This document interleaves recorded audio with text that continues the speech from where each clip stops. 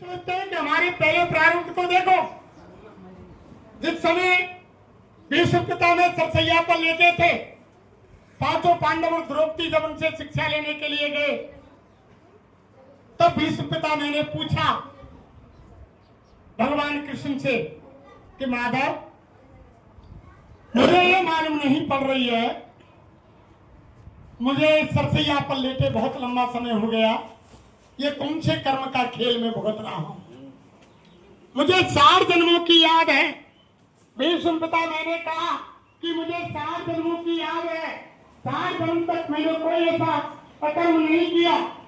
मेरी नजर में मैं किस बात के कारण और इस सरसैया पर लेटा हूं।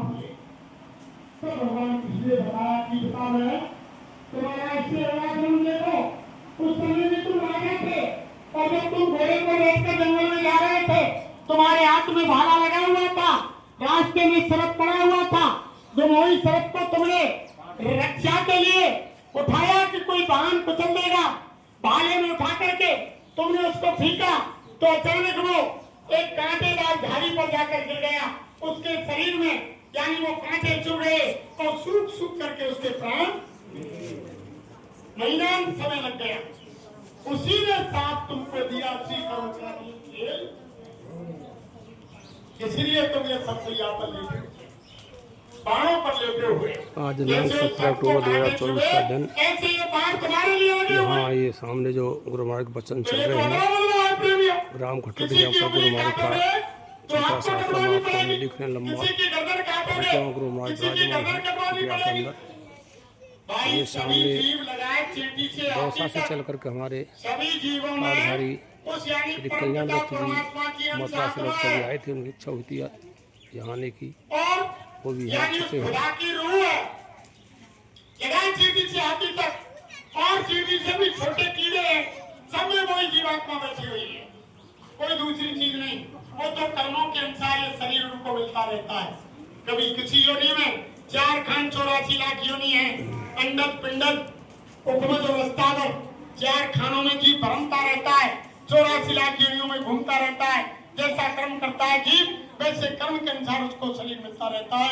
आत्मा अजर अमर और अविनाशी वो नहीं बनती। अगर तुम चींटी को मारोगे तो वो जीवात्मा उसमें भगवान की अंश है, हत्या उसकी भी लगेगी।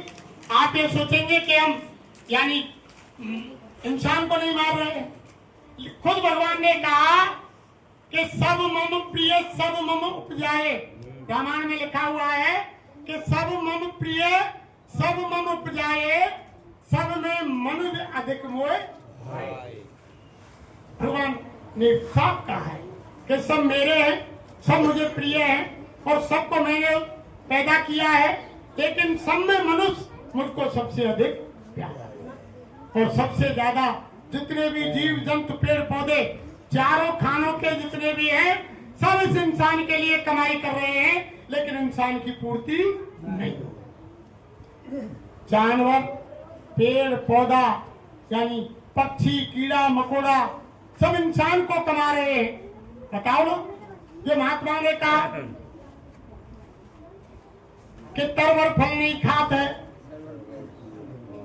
सरवर पिए न पाओ, और परमार्थ के कारण यानी संतन धरो शरीर, यानी परमार्थ के कारण ये तो सब नदियां वो इंसान के लिए संचय करती है, फल पेड़ फल इंसान के लिए देते हैं, जितने भी जानवर हैं वो सब दूध इंसान के लिए देते हैं, सब इंसान को कमाई कर रहे हैं। पहले बैलगाड़ी हर और यानी कुआ सब जगह चलते थे, वो इंसान को कमाते थे। जितने भी कीड़ा मकोड़ा पेड़ पौधे खाद लकड़ी सब इंसान को दे रहे हैं। बताओ ना कौन सा काम जीव अपने लिए, सब जितने भी 4 खान 84 लाख योनियों के जितने भी जीव जंतु हैं, सब इंसान को कमा कमा कर दे रहे हैं, लेकिन इंसान की पूर्ति। तभी तो महात्माओं ने कहा कि अन्न भके मानवा और मांस भके स्वान, और जो ये दोनों भके उसे राक्षस यानी सीधी सब महात्माओं ने बताया कि अन्न को मनुष्य खाते हैं और मांस को कुत्ता स्वान खाता है, लेकिन जो दोनों को खाता है उसे समझ लो कि वो राक्षस है। भाई रावण 4 वेद का ज्ञाता था, 6 7 18 प्राण सभी देवी देवता जेल में डाल रखे थे, काल पार्टी से बांध रखा था, इतना बलवान था, पूरा कुटुंब परिवार था, सोने की लंका थी, लेकिन उसका चरित्र खराब था, उसकी सोच गलत थी, उसके आचरण ठीक नहीं थे, वो यानी शाकाहारी सदाचारी नहीं था, इसलिए उसको मरना मृत्यु हो गई। जीत किसकी हुई? शाकाहारी, जिसने भगवान राम ने बंदर भालुओं ने जंगल में कंदमूल फल खाए और कंदमूल फल खा करके 14 बरस जंगल में रहे और फिर भी जीत राम की हुई। और बहुत से लोग कहते हैं कि अंडा में ताकत है, मांस में ताकत है, मछली में ताकत है, किसी में कोई वसा बताता है, किसी में कोई प्रोटीन बताता है, किसी में कोई विटामिन बताता है। अरे महात्मा कहते हैं अरे ताकत तो यानी शरीर के अंदर उस परमपिता परमात्मा के अंश आत्मा की है। अगर ताकत अंडा मछली मांस में है तो जब जीवात्मा निकल जाती है तो मुर्दे में कूट कूट के अंडे भर दो, मांस भर दो, एक ताकत आ जाए। भाई ताकत तो उस आत्मा की है ना, उसमें है ताकत। और वो तो सारी चीज, तभी तो हमारे गुरु महाराज कह रहे हैं कि बाबा जी का कहना है और शाकाहारी, और शाकाहारी हो जाओगे तो बीमारी से बच जाओगे। और बाबा जी तो बचा रहे हैं और शाकाहारी बना रहे हैं। हमारे गुरु महाराज कह रहे हैं कि आने वाले खराब समय से तुम बचना चाहते हो। साईं महाराज ने बहुत पहले भविष्यवाणी कर दी, छोटी मोटी नहीं की। आपने बाबा जी की भविष्यवाणी बहुत सुनी होंगी। उस समय लोगों ने विश्वास नहीं किया, तब पानी पानी भरा हुआ था और गुरु महाराज बोले कि बच्चे बच्चियों देखो, एक ऐसा समय आ जाएगा कि कुओं में पानी नहीं रहेगा। तब लोगों ने कहा कि बाबा देखो कहीं झूठ बोल रहे, पानी ओढ़ रहे, पानी बिछा रहे और पानी सब काम कर रहे हैं और बाबा कह रहे हो कि पानी नहीं रहेगा। जब समय सामने आ गया तब लोगों ने विश्वास किया कि पानी नहीं रहे।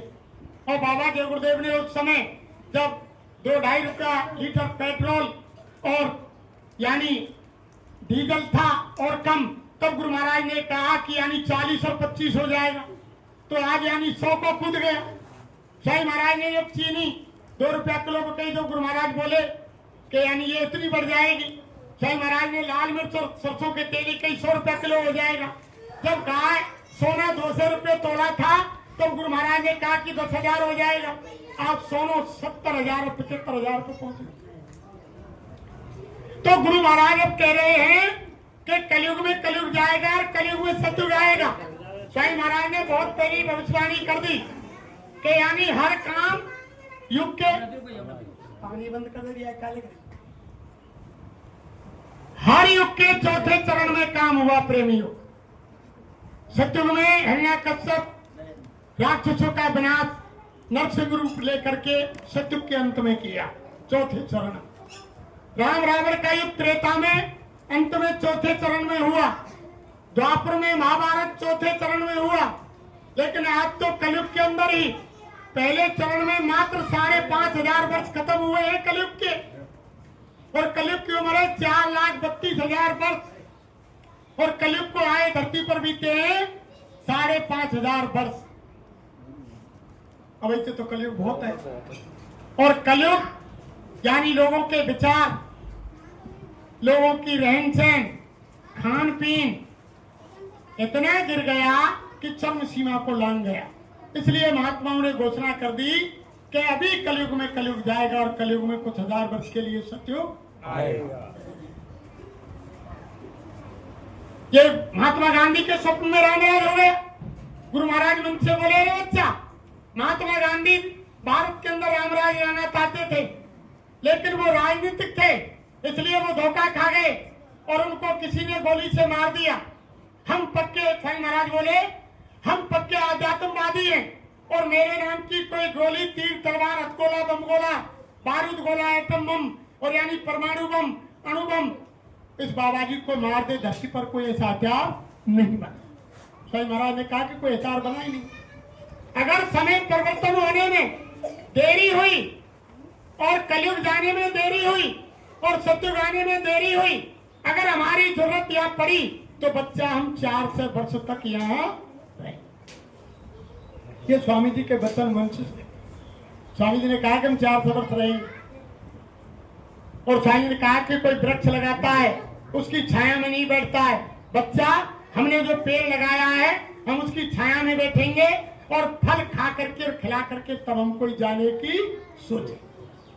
तो गुरु महाराज ने किया कि कलयुग में कलयुग जाएगा और कलयुग में कुछ हजार वर्ष के लिए सतयुग आएगा। कलयुग समाप्त नहीं होगा, कुछ समय के लिए आ रहा है। जैसे त्रेता में जब रावण और यानी मेघनाथ पैदा हो गए, कलयुग आ गया कुछ समय के लिए। द्वापर में कंस दुर्योधन पैदा हो गए, ऐसे कुछ समय के लिए कलयुग आ गया। सतयुग में हिरण्यकश्यप और हिरण्याक्ष पैदा हो गए, कुछ समय के लिए कलयुग आ गया। ऐसे ही कलयुग में कुछ समय के लिए कलयुग जाएगा और कुछ समय के लिए सतयुग। जो सूरदास जी भी लिख गए, सूरदास महात्मा हुए तो उन्होंने भगवान कृष्ण की भक्ति की। और जो उत्तर प्रदेश और हरियाणा की बॉर्डर पर छोटा सा गांव है सी, वहां के रहने वाले थे सूरदास जी महाराज, जो अपने पद में लिख गए कि रे मन धीरज क्यों ना धरे। अरे मन धीरज क्यों ना धरे, सम्मत 2000 के ऊपर है सो योग पड़े, पूरा पश्चिम उत्तर दक्षिण 14 काल फिरे, अकाल मृत्यु जगमाई व्यापे प्रजा बहुत मरे। अरे मन धीरज क्यों ना धरे। ऐसा होगा पहले तो।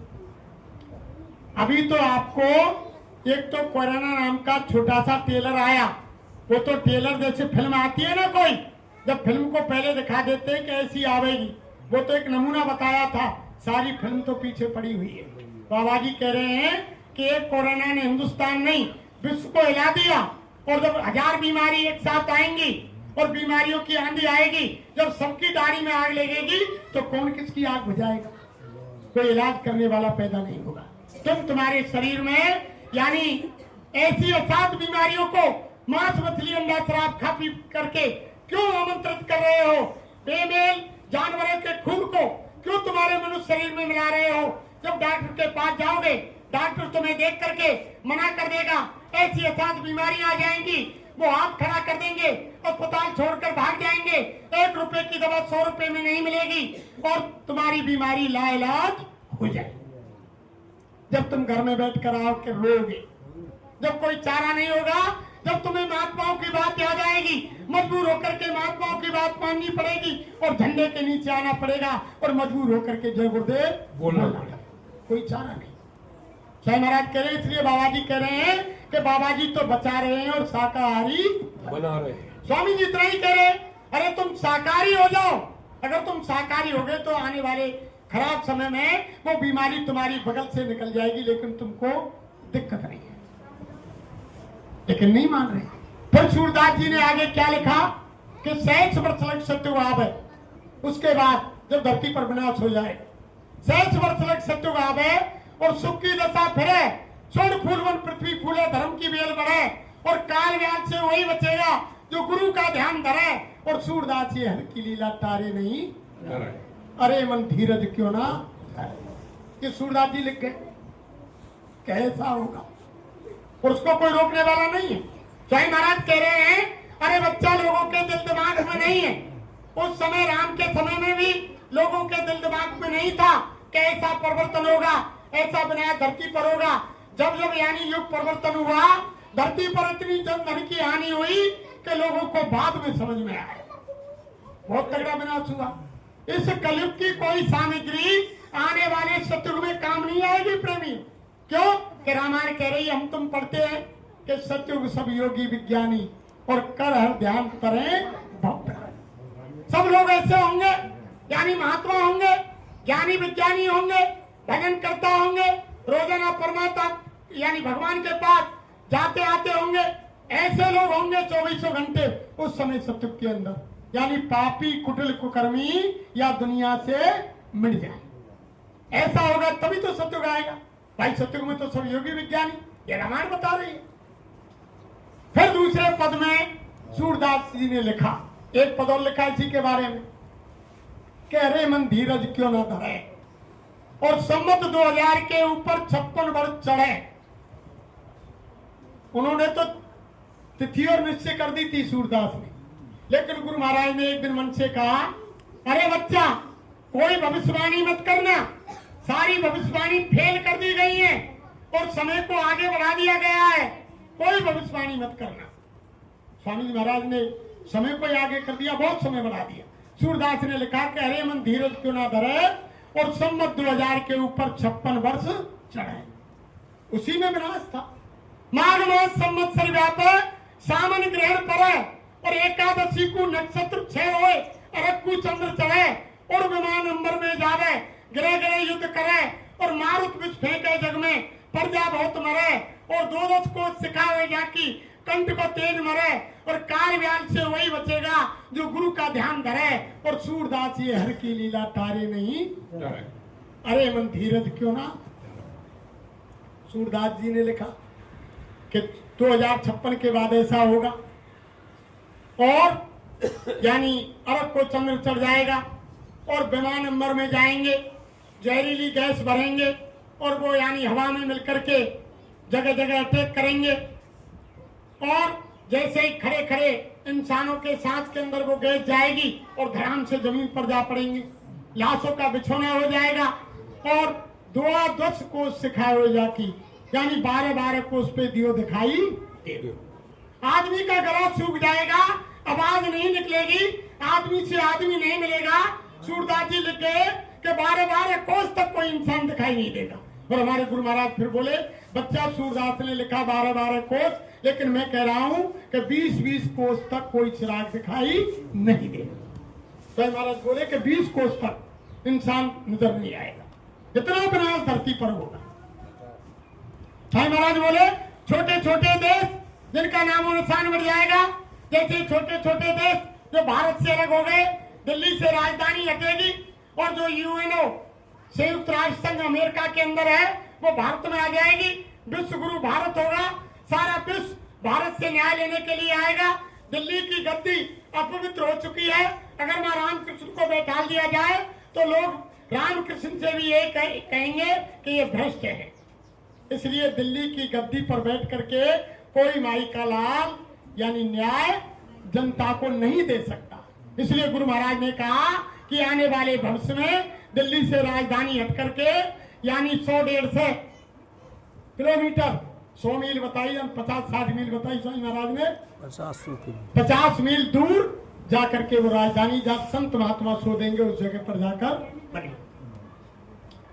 और जैसे तुम्हारे ये छोटे छोटे देश हैं, जैसे अभी हम नेपाल गए, नेपाल से आए, कल परसों का कार्यक्रम था। नेपाल है, तिब्बत है, भूटान है, सिक्किम है, श्रीलंका है, ये छोटे छोटे देश भारत में मिल जाएंगे। छोटे छोटे देश भारत में मिल जाएंगे और पाकिस्तान का नामो निशान मिट जाएगा। यही नहीं रहेगा नक्शे में कि कहीं पाकिस्तान है। और चीन में इतना विनाश होगा कि थोड़े लोग बचेंगे, वो यानी उनकी मदद भारत करेगा और वो यानी सनातनी हो जाएगी। भारत ने पूरे विश्व में यानी सनातन का झंडा लहराए। ये बहुत बहुत भविष्यवाणी है काशिनी गुरु महाराज, इतना धरती पर विनाश होगा। लेकिन भारत की कर्म भूमि है और यानी भोग भूमि है, और जगह पर भारी नुकसान होगा, भारत में यानी कम नुकसान। बहुत जगह बहुत ज्यादा नुकसान होगा। यहाँ तो देश के देश साफ हो जाएंगे, गुरु महाराज ने कहा, निशान ही नहीं चलेगा ऐसा। और अब तुम देख नहीं रहे रात दिन कितना भयंकर युद्ध टीवी में आपने देखा होगा, इजराइल और ईरान और उनमें चल रहा है ये तो आज। लेकिन स्वामी महाराज ने ये कहा कि राम रावण का युद्ध की नींव जमी वो भारत से, और यानी जो महाभारत हुआ वो भारत की भूमि से, यानी शुरुआत भारत की भूमि से हो गई। यानी भारत ही बनेगा कारण, विश्व युद्ध का कारण भारत की धरती से बनेगा। और जगह तो मोदी जी जाके आगे शांत कराया में मान जाए इनकी, लेकिन जब घर में ही आग लगेगी यहीं से बढ़ेगी, कारण बनेगा। और साईं महाराज ने कहा, रे बच्चा ऐसा परिवर्तन होगा जो लोगों के दिल दिमाग में नहीं है। रात को तुम खा पी करके आराम से सोएंगे और सुबह जगेंगे जब इंसान को ढूंढता, ऐसा परिवर्तन होगा। रात को तो सो जाएंगे, सुबह सुबह जगेंगे जब कोई घर ही नहीं मिलेगा, कोई आदमी नहीं मिलेगा, कोई गांव ही नहीं मिलेगा, जब ढूंढेंगे कि भैया कहाँ गए। छोटा मोटा परिवर्तन नहीं होगा, बहुत बड़ा परिवर्तन होगा। इसलिए बाबा जी कह रहे हैं कि अभी समय है बचना चाहो और फिर मत कहना हमें बचाओ। है इतना ही कर लो। मांस मछली अन्य शराब का सेवन छोड़ दो, यह इंसानों का भोजन नहीं है। किसी की निंदा चुगली बुराई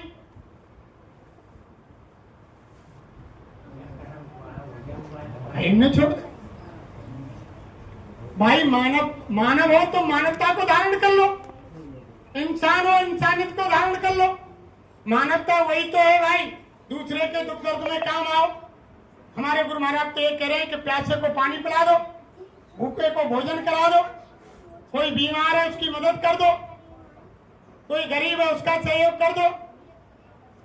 और हम तुम क्या करते हैं, साइड में भाई भूखों मर रहे, हमारे वहां की यह इलाके, और कोई आदमी मर जाए गांव में, आदमी मर जाए तो दूर सुन ली हमने तो भाई कंडा लकड़ी देवो बहुत बड़ा पुण्य है, चलो मरघट तक कंडा लकड़ी दे के आएंगे। अरे मोटी बुद्धि से सोचो प्रेमियों, जहां मुर्दे को कंडा लकड़ी देना बहुत पुण्य है, तो एक गरीब और यानी कोई बीमार आदमी, असहाय आदमी की सहायता करना क्या पाप है? वो तो उससे भी बड़ा पुण्य है। लेकिन हम आप उसको पाप समझ रहे हैं। हम किसी को दुख देना धर्म समझ रहे हैं कि काऊ की सहायता कर दी तो पाप बन जाएगा और दुख दे दियो तो बढ़िया है। तभी तो रामायण में लिखा गोसाई महाराज ने कि धर्म न तू सर सत्य समाना, आगम निगम पुराण बखाना। यानी सत्य के समान कोई दूसरा धर्म नहीं। साच बरोबर तप नहीं और झूठ बरोबर पाप, जाके हृदय साच है ताके हृदय आप। जिसके हृदय में सत्य है उसके यहाँ भगवान निवास करते हैं।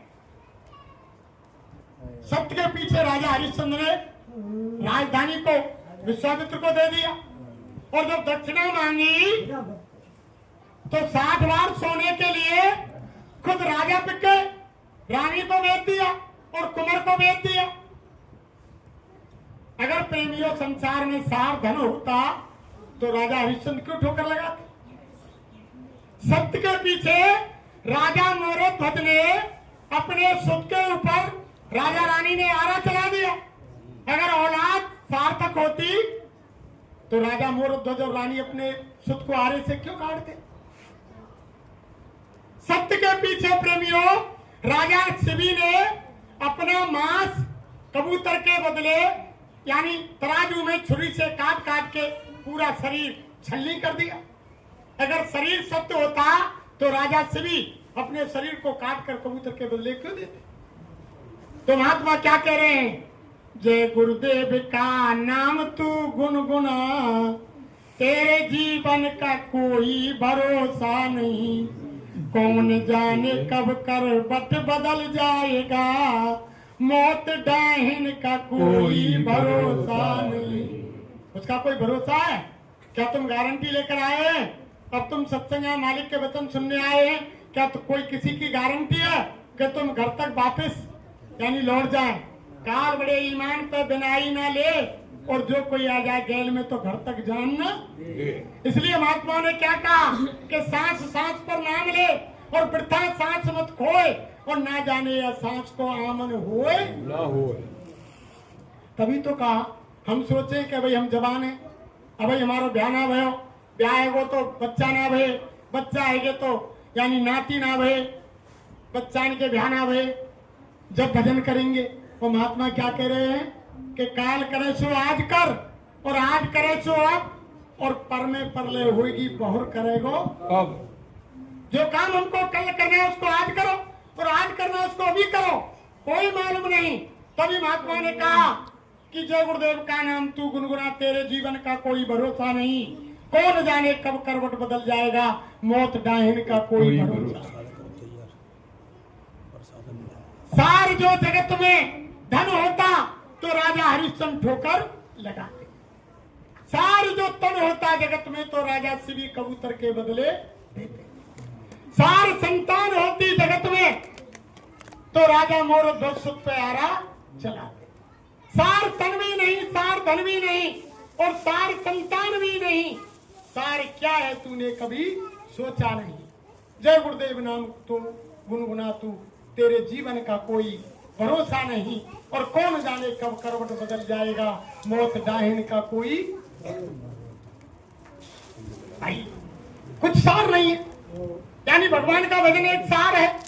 अरे इंसान जब दुनिया से चले जाए तो कोई आप तक कौन चाहिए, हम मर जाएंगे जब हम हमारे गांव बारे लोकेंगे तो मुरारी के 2 घर सत्य है, मुरारी की आरा मशीन सत्य है, कि मुरारी के 2 छोरा 2 बहू सत्य है। लास्ट में क्या कहेंगे कि राम नाम सत्य है और सत्य बोलो गति। कोई कहेगा कोई 200 बीघे जमीन है, 2 गाड़ी है, 2 कोठी है, बैंकर में धन जमा है, कितना भी करोड़पति है, अंत में कोई कहेगा कि इसका मकान घर जायदाद, इसके नाती बेटा कुटुंब परिवार नाते रिश्तेदार, इसका बैंकों का धन सोना चांदी हीरा पन्ना पुखराज ये सत्य है। आज तक किसी ने कहा? सब यही कहते हैं कि राम नाम सत्य है और सत्य बोलो गति है। इसलिए महात्मा कहते हैं, फिर आगे कहा कि दया धर्म का मूल है और पाप मूल अभिमान, स्वामी दया न छोड़िए जब लग घट में। दया दूसरा धर्म का पैर है। पहला पैर है सत्य, धर्म न दूसर सत्य समाना, आगम निगम पुराण। दया धर्म का मूल है, पाप मूल अभिमान और स्वामी दया न छोड़िए जब लग घट में। सब महात्माओं ने कहा अहिंसा परमो धर्म, रहम करो रहमान मिलेगा और दया करो भगवान मिलेगा। जीवों पर दया करो और शाकाहारी तो भगवान मिलेगा। तीसरा फिर धर्म का पैर, परित सरित धर्म नहीं भाई, पर पीड़ा सम नहीं अदमाई। दूसरे की भलाई करने के समान कोई दूसरा धर्म नहीं। ये रामायण कह रही है। हम रामायण को पढ़वाते हैं 72 घंटा का पाठ कराते हैं, लेकिन रामायण की एक भी बात को हम नहीं मानते। रामायण कह रही कि पर सरे धर्म नहीं भाई, पर पीड़ा सम नहीं। दूसरे के साथ भला करने के समान कोई धर्म नहीं है और दूसरे को कष्ट पहुंचाने के समान कोई पाप नहीं। और हम उल्टा कर रहे हैं, दूसरे को यानी दुख देने के समान कोई धर्म दूसरों ना समझ रहे हम कि सबसे बड़ा धर्म ये हमारा दुख दो। ये सारी चीज महात्माओं ने समझाई। फिर आगे चौपाई में क्या लिखा कि परहित जिनके मन माही, जग दुर्लभ तिनको कछु नाई। आगे लिखा कि जिनके मन में परहित है, दूसरों की भलाई है, दूसरों के लिए उनका हृदय पिघलता है, सेवा के लिए, दुख दर्द में काम आने के लिए, भलाई के लिए, सहयोग करने के लिए, उनको संसार में कोई चीज दुर्लभ नहीं। अब चौथा चरण तो धर्म को सबसे कठिन है, वो सबन नहीं छोड़ दी। सेवक धर्म अधिक कठोर, सबसे कठोर धर्म है सेवा। आज सेवा करवो तो कोई काऊ की चाहिए ना, सेवा का धर्म सबसे कठोर है और आज सेवा कोई करना ही नहीं चाहता। और देखो माता बहन देवियों, कदापि भी घर में लड़ाई नहीं होगी अगर सास अपनी बहू को अपनी सगी बेटी की दृष्टि से नजर से देखेगी कि मेरी एक खास बेटी है, तो कभी घर में झगड़ा। और बहू अगर सास को अपनी सगी माता के यानी दृष्टि से नजर से देखेगी तो कभी सास बहू में झगड़ा नहीं, जीवन में झगड़ा नहीं होगा। हम तुम सास बहू को पराई बेटी मान रही है और बहू सास को पराई मां मान रही है। जिस दिन हमारे ये भाव आ जाएगा कि मेरी ये सगी माता है, बहू मानने लग जाएगी कि मेरी सास ही अब ये मेरी धर्म की सगी मां है, कभी भी झगड़ा नहीं होगा। और सास ये मान जाएगी अपने मन के अंदर कि ये मेरी सगी बेटी है बहू, तो कभी घर में झगड़ा नहीं हो। और इसलिए आज सेवा का धर्म खत्म हो गया। सेवा कोई करना ही नहीं चाहता। सेवा माँ की, बाप की, बुजुर्ग की, आए की, गए की, महात्मा की, गाय की, यानी कोई भी हो, जानवर की, पक्षी की। पहले आपने देखा नहीं, सब घरों में यानी गाय के लिए चंदिया निकालते थे।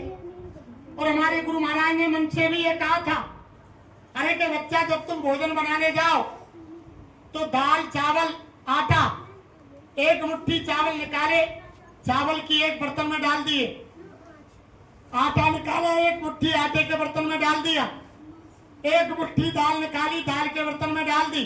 रोजाना डालो। कोई द्वार पर मंगता भिखारी आ जाए, उसको उसी में दे दो, उसी में से उसको दान दे दो। भाई तुम रोजाना घर में गाय के लिए, कुत्ते के लिए रोज रोटी निकालते हैं। सारी यानी मैन मर्याद खत्म। इसलिए महात्मा यानी वो तो सबको समझाना चाहते हैं। पहले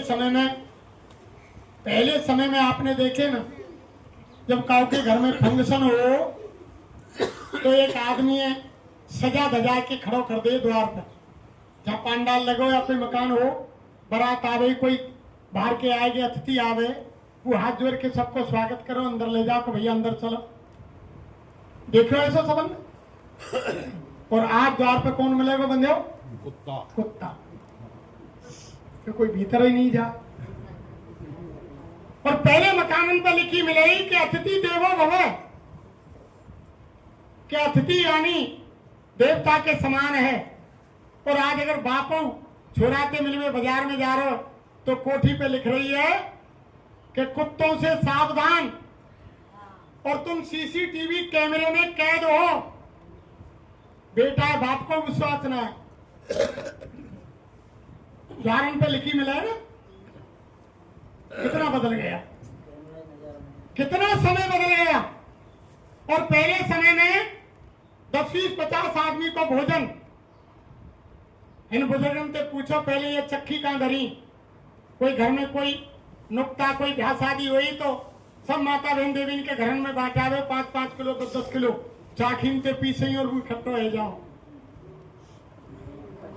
जब यानी सारे कार्यक्रम हुए। और पहले समय में 10-20-50 आदमी अतिथि बाहर के आवे तो घर के ही भोजन बना दे।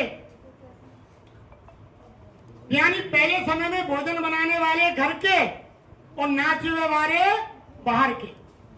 बारात कोई फंक्शन आवे तो वहां नाच बारो बाहर को आवे और घर को भोजन बनावे। और आज 5 आदमी घर में आ रहे हैं तो अतिथि मानव झांक में आ रहे तो इनको भोजन कौन बनावेगा? हलवाई का।